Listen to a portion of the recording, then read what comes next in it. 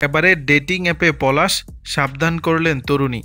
সামাজিক যোগাযোগ মাধ্যমে তারকাদের নাম পরিচয় ব্যবহার করে ফেক অ্যাকাউন্টের মাধ্যমে প্রতারণার খবর প্রায় শোনা যায়, যে কারণে প্রায় বিড়ম্বনার মুখে পড়তে হয় অভিনেতা অভিনেত্রীদের।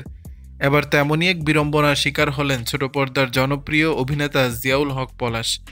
এই অভিনেতার নামে ডেটিং অ্যাপে অ্যাকাউন্ট খুলে ব্যবহার করছেন কোনো এক প্রতারক।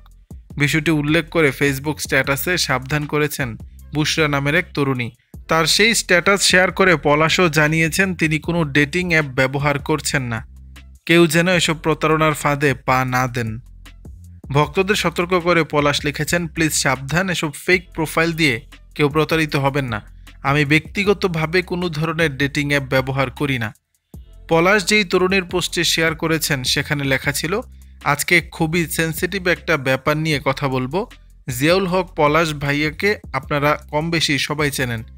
আপনারা যেই অনস্ক্রিন পলাশকে চেনেন, কাবিলা এবং আরও দুর্দান্ত চরিত্রের অভিনেতা হিসেবেই আপনাদের কাছে উনি পরিচিত। কিন্তু ভাইয়াকে যারা কাছ থেকে চেনেন তারা হয়তো জানবেন যে অভিনেতা হওয়ার পাশাপাশি ভাইয়া একজন নিবেদিত স্বামী ও বাবা। এর কিছু অংশ আমার নিজের দেখার সুযোগ হয়, আর আমার কাছে ব্যাপারটা অনেক ইন্সপায়ারিং। অতঃপর প্রতারণার বিষয়টি উল্লেখ করে ওই তরুণী লেখেন, সম্প্রতি জেনারেশন জনপ্রিয় একটি ডেটিং সাইট বা অ্যাপের কথা উল্লেখ করেন। ইদানিং সেলিব্রিটিদের ছবি দিয়ে ফেক আইডি খোলা একটা নর্মাল ব্যাপার হয়ে দাঁড়িয়েছে, কিন্তু ভয়ঙ্কর ব্যাপার হলো এখানে পলাশ ভাইয়ের প্রোফাইলটি ভেরিফাইড। এখানে কোনো প্রোফাইল ভেরিফাই করতে হলে তাদের ফেস আইডি ম্যাচ করা লাগে।